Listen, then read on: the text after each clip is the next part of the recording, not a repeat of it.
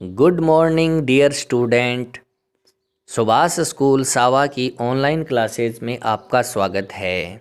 मैं पवन शर्मा आज लेकर आ रहा हूँ केमिस्ट्री की ऐसी क्लास जो कि इस प्रकार का टॉपिक है जिसमें biology, chemistry, BSc, agriculture chemistry सभी स्टूडेंट इंक्लूड हो सकते हैं, क्योंकि यह टॉपिक सभी का कॉमन टॉपिक होता है और इसमें हम इम्पोर्टेंट क्वेश्चन लेकर आ रहे हैं और उनका आंसर विद एक्सप्लेनेशन के द्वारा समझेंगे।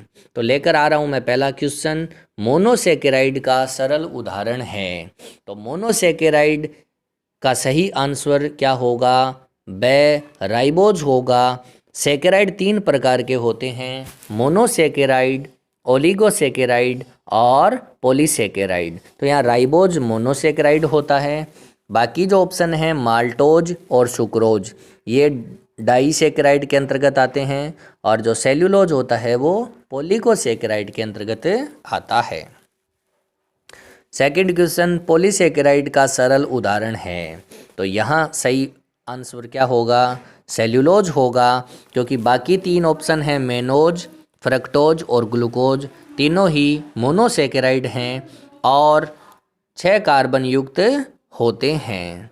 तीसरा क्वेश्चन है, निम्नलिखित में से अपचायी शर्करा है। तो अपचायी शर्करा किसे कहते हैं? ऐसी शर्करा जो किसी अभिकर्मक को अपचयित करने की क्षमता रखती है, अपचायी शर्करा कहलाती है। और दूसरा इसके अपोजिट होता है अनअपचायी शर्करा, जिसमें अपचयित करने की क्षमता नहीं होती है। तो इसका सही आंसर क्या होगा? लैक्टोज होगा और बाकी जो तीन ऑप्शन हैं ए स्टार्च, बे सेल्यूलोज और से सुक्रोज, ये अनअपचायी शर्करा है। लैक्टोज के बारे में मैं बता देता हूँ, यह दूध में पाई जाने वाली शर्करा होती है। चौथा जो है क्वेश्चन, प्रोटीन के पूर्ण जल अपघटन पर प्राप्त होता है।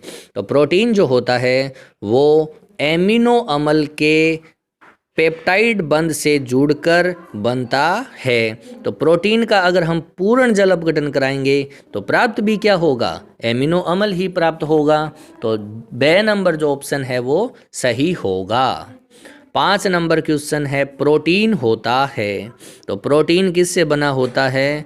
एमिनो अम्ल के पेप्टाइड बंध से जुड़कर पहले पॉलीपेप्टाइड श्रृंखला बनती है और सही आंसर क्या होगा? पॉलीपेप्टाइड। छठा क्वेश्चन जो है वो है, लार में पाया जाने वाला एंजाइम। तो यहाँ 4 ऑप्शन हैं। पहला ऑप्शन है पेप्सिन। तो पेप्सिन किसके अंदर पाया जाता है? उदर रस के अंदर पाया जाता है। बे नंबर है ट्रिप्सिन, यह अग्नाशी रस में पाया जाता है। से लाइपेज, ये भी उदर जठर रस में पाया जाता है। और चौथा जो ऑप्शन है टाइलिन, वो पाया जाता है लार में। तो सही ऑप्शन क्या होगा? टाइलिन। 7वां क्वेश्चन है, न्यूक्लिक अम्ल में निम्नलिखित नहीं है। न्यूक्लिक अम्ल 2 प्रकार के होते हैं, आरएनए और डीएनए। तो डीएनए और आरएनए दोनों के अंदर अवयवी संगठन क्या क्या होता है? शर्करा होती है, नाइट्रोजनी क्षारक भी होता है, फॉस्फोरिक अम्ल भी होता है। तो 3 तो ऑप्शन इसमें सही है। चौथा एमिनो अम्ल नहीं होता है। तो सही उत्तर क्या होगा?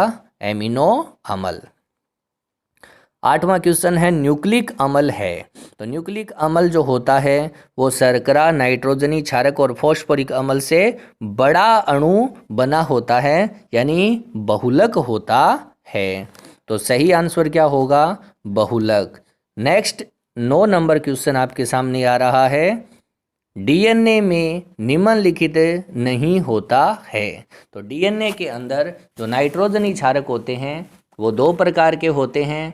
एक तो प्यूरिन, प्यूरिन के अंतर्गत आते हैं ए और जी, जबकि पिरिमिडीन है उसके अंतर्गत आते हैं टी और सी। तो यहाँ पर ए एडिनिन है, से थाइमिन भी होता है टी वाला, साइटोसिन भी होता है। बे जो ऑप्शन है यूरेसिल, ये डीएनए में नहीं होता, ये आरएनए में होता है। नेक्स्ट क्वेश्चन, 10 नंबर, डीएनए का कार्य है। तो डीएनए एक न्यूक्लिक अम्ल है जिसका कार्य होता है पैतृक गुणों का संग्रहण करना। 2 नंबर ऑप्शन है स्व प्रतिकृतिकरण, ये भी कार्य होता है। 3 नंबर अनुलेखन, यह भी कार्य होता है। तो तीनों ही कार्य होते हैं। तो सही आंसर क्या होगा? द उपयुक्त सभी। अगला क्वेश्चन है डीएनए की द्विकुंडली में गुआनिन किस क्षार से हाइड्रोजन बंध द्वारा जुड़ा होता है? तो गुआनिन कैसा है? गुआनिन प्यूरीन क्षारक है और यह प्यूरीन क्षारक पिरिमिडिन से जुड़ेगा। तो पिरिमिडिन से ये सी से जुड़ा होता है यानी साइटोसिन से जुड़ा होता है 3 यानी ट्रिपल बॉन्ड से। तो यहाँ पर सही आंसर क्या होगा? स होगा साइटोसिन। 12वां जो क्वेश्चन है प्रोटीन संश्लेषण की क्रिया में निम्नलिखित कार्य होते हैं। ऑप्शन आपके सामने हैं, एक बार आप ऑप्शन देखें और कौन सा आंसर आपको सही लग रहा है चेक करें। सही आपने सोचा है कि इसके अंदर प्रोटीन संश्लेषण के दौरान स ऑप्शन सही होगा। क्या अनुलेखन भी होता है और अनुवादन भी होता है, ट्रांसक्रिप्शन और ट्रांसलेशन, यानी सही आंसर क्या होगा? स होगा। 13वां क्वेश्चन है किस विटामिन की कमी से रतौंधी रोग होता है? तो रतौंधी रोग कौन से विटामिन की कमी से होता है? वेरी सिंपल क्वेश्चन है, बिल्कुल सही जवाब आपने मेरे हिसाब से सोचा है कौन सा? ऑप्शन ब। और ब में क्या है? ए विटामिन है। तो ए विटामिन की कमी से कौन सा रोग होता है? रतौंधी रोग होता है। बाकी जो B6, तो B6 की कमी से कौन सा रोग होता है? एनीमिया होता है। सी सकरवी रोग होता है और डी रिकेटस रोग होता है।